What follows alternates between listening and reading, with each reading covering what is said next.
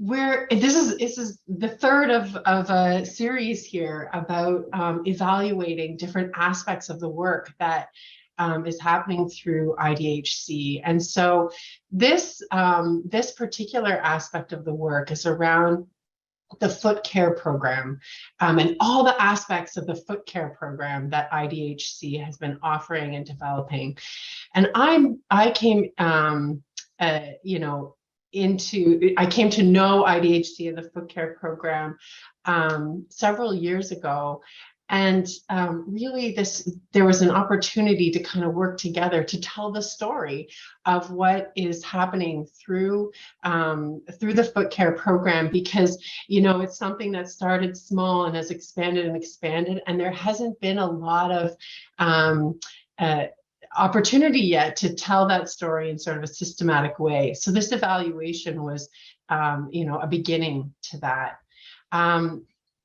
So today what we wanted to do together was provide an overview of the approach we use for the program evaluation, summarize the key findings. So, we've produced a report and we have the findings here to share today, which is very exciting.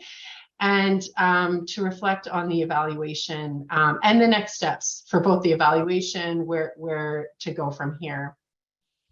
So really, like, our early conversations were about the fact that there were lots of forms filled out in the process of the foot care, aspects of the foot care program that resulted in different databases. And, I'm really, I hate using the word data geek, but I really love data, and I love listening to, the stories that are embedded in large data sets, organizing those data sets in ways that help us to understand what's happening in programs and what's happening with the health of our communities. And so really a lot of the beginning part was about putting these pieces together and trying to figure out, can they be linked together? Can we weave this story together somehow? So there's aspects of the program, there's training aspects, there's foot care outreach and events, which maybe many of you have been part of in the past. I mean, I've been to conferences where I've seen the IDHC foot care outreach happening there. There's ongoing foot care clinics that happen in partnership with communities and clinics. There's subsidized treatment sites. And then there's self-care prevention resources. So all of these different pieces are happening, and how could we kind of sort of leverage all the information that's being collected to be able to tell a story. Also, we wanted to integrate stories and perspectives from clients and service providers. There's like so many photos taken at events and clinics, and how to integrate all of these things together. So we were able to sort of link what we could, but for the most part had to analyze each of those forms and data sets separately.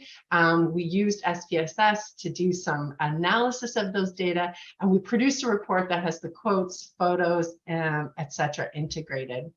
When we approach this program evaluation, just as others have talked about, Mariette and Tracy both talked about, really an approach to program evaluation that's a bit different. It's not really the outside researcher or evaluator looking in and saying, okay, a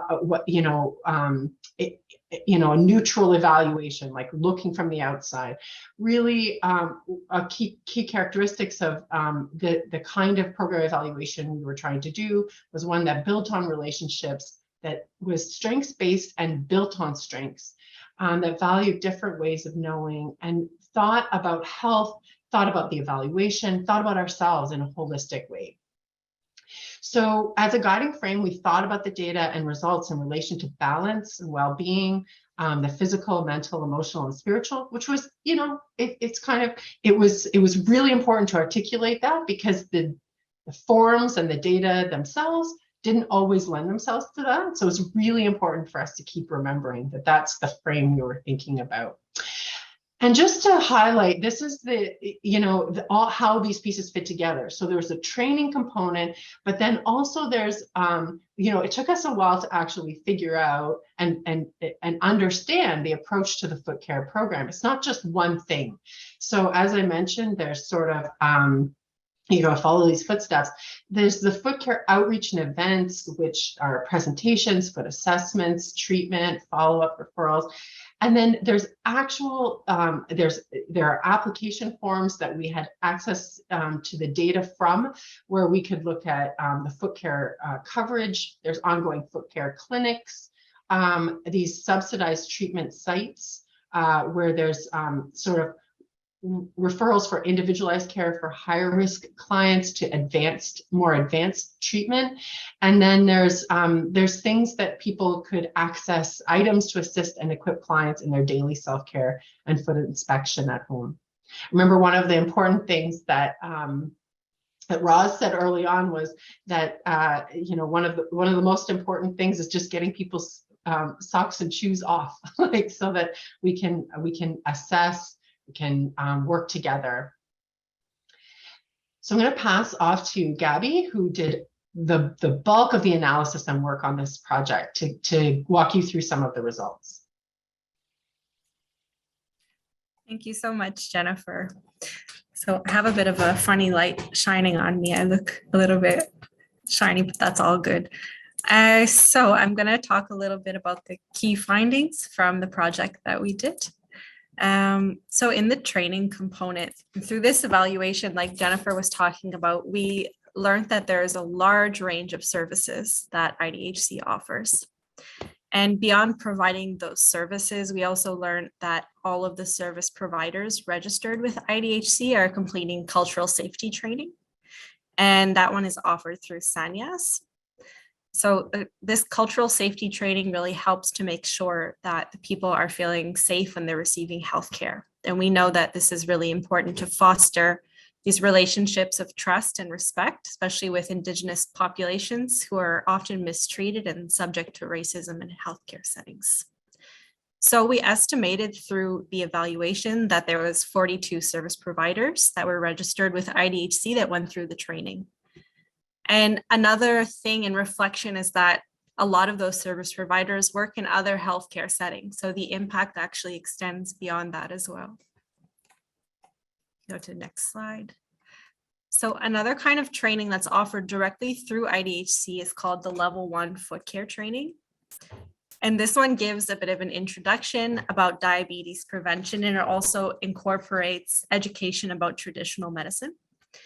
And some of the data that was collected, so we collected information about knowledge levels before and after the training.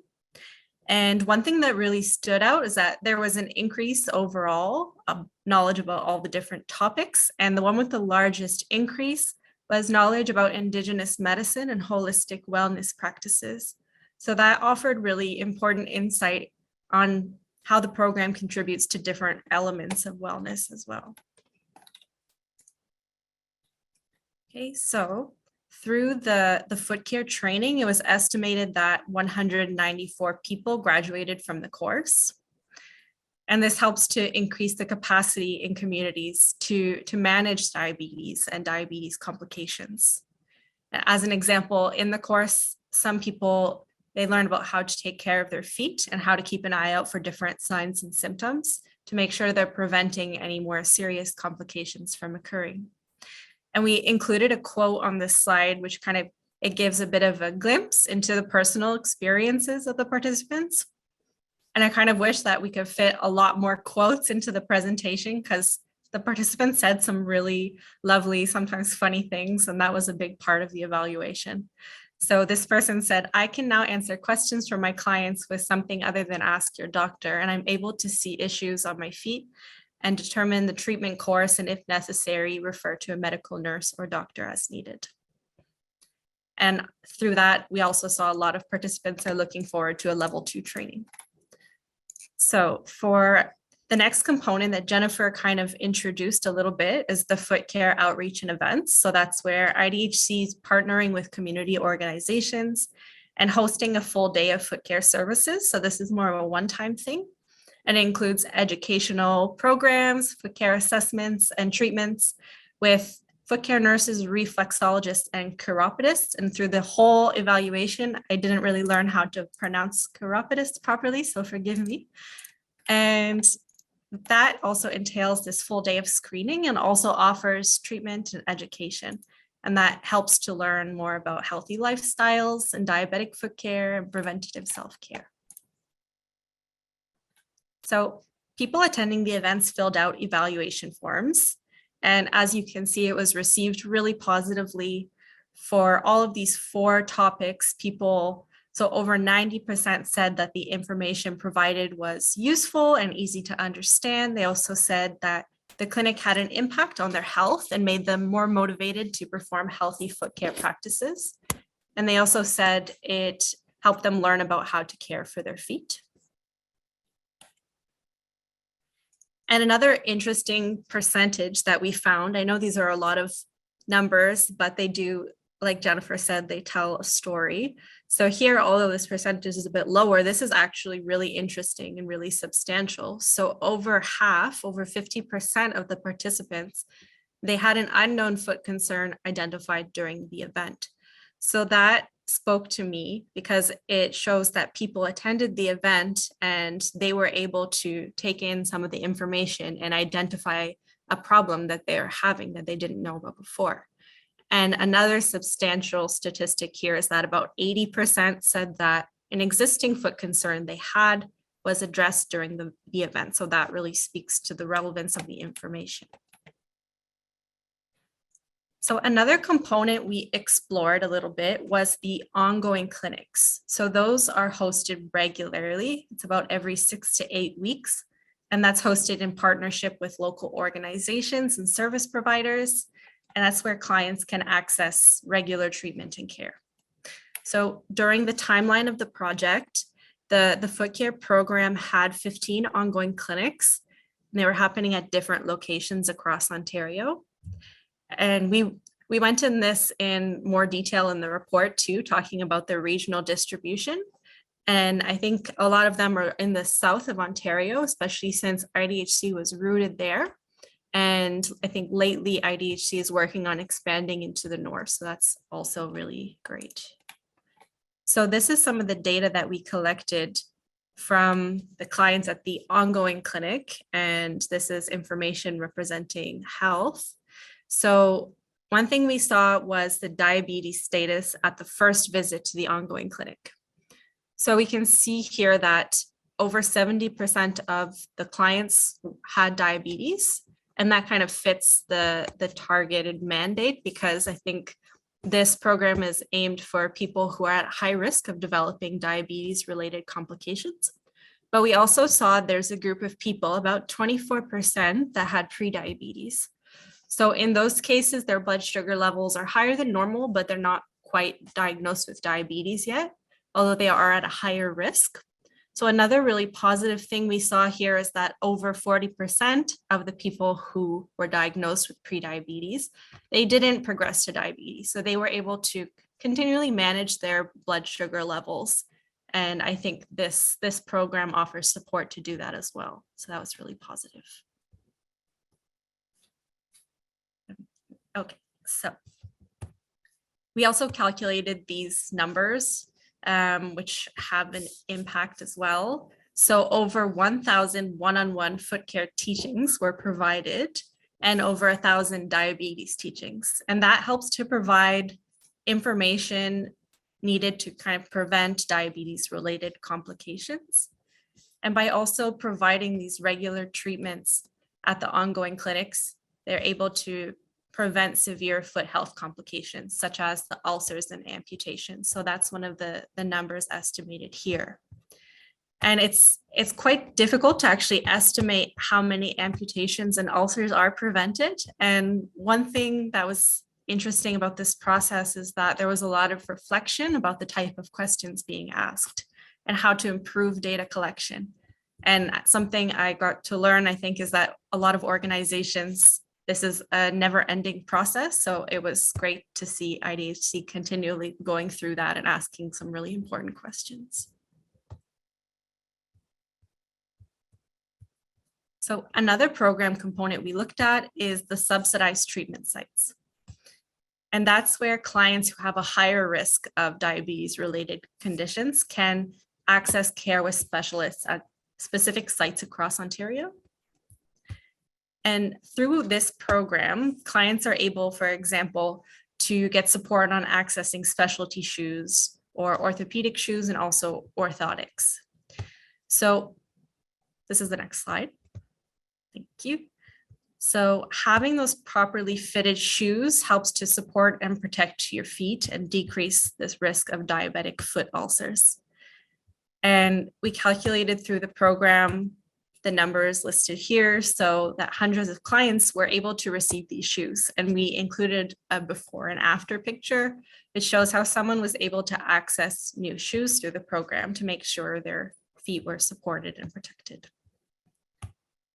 So I'll go to the last component, which is the self-care and prevention resources. So these are often offered during outreach and foot care events, and they're also offered during the ongoing clinics. And they're typically offered based on clients' need, like their foot care needs. So there are a lot of different resources offered, and one of the most popular is the full foot care kit. So all of the items are listed here. And that kit basically sets people up with all of the tools that they need to perform daily foot inspection and care. And we also have a lovely picture of Lindsay, who's handing out some resources. So yeah, they have a lot of different items which are quite popular, like for example, the mild soap that you can use in your foot care routine. So overall, we saw that IDHC has distributed tens of thousands of self-care and prevention resources. And people were asked to rate their satisfaction with the self-care resources. And you can see nearly 90% said they were the best. And we also included a quote which shares some of the enthusiasm around that component of the program, where someone is saying how important it is to care for your feet and that they're grateful for receiving the foot care kit. And I wanted to add one thing, just that, so as you could see through these components that we've been running through, there's a lot of data being collected, and the data is really helpful to tell a story and make sure that the program is having the desired impact. And I think it's also easy to have too much data. And I know this is also something IDHC is working on streamlining, but it looks like everything is going really well. And I was really grateful to be part of this process. So I'll pass it back to Jennifer. Thanks, Gabby. So just to conclude, we do have a full report available, but as I mentioned, we thought about the results also in relation to balance and well-being. There were, in the physical domain, there's thousands of foot care treatments that have been offered, and there's pretty strong evidence that it's actually having an impact on preventing amputation and ulcers. In terms of the mental, the one-on-one teaching, the knowledge sharing during events, those connections that people are making have been also really impactful and effective. The emotional impacts, the experiences reported of happiness, relaxation, especially at the events. And the spiritual aspect of meaningful relationships and incorporation of some traditional Indigenous knowledge and healing practices came through in some of the things we were looking at. So this evaluation offers a glimpse into the impact. It's the strength of using program data, not just for reporting back to funders, but to compile a more holistic picture of the impact and to inform future planning. So those are the next stages. And, of course, as much as we can try to do this based on data that's already being collected, there's a real strength in using that, but also those things don't always capture all aspects of the impact that can't be measured in the same kind of quantitative way. There are some reflections that we had together about the impacts of COVID-19, which happened during the process of our evaluation, and the importance of virtual service delivery as well. So there's some reflection happening right now about that. The continued strengthening of partnerships across Ontario, especially with expanding this program and the services, and the training for frontline workers. For the evaluation, we want to thank the people who advised us, who were advisors to the program as well, and the project team. And also we should acknowledge that the funding for the actual evaluation itself was provided by the Ontario SPORE Support Unit. SPORE stands for Strategy for Patient-Oriented Research. And that's really who connected us to this evaluation need. Thank you very much.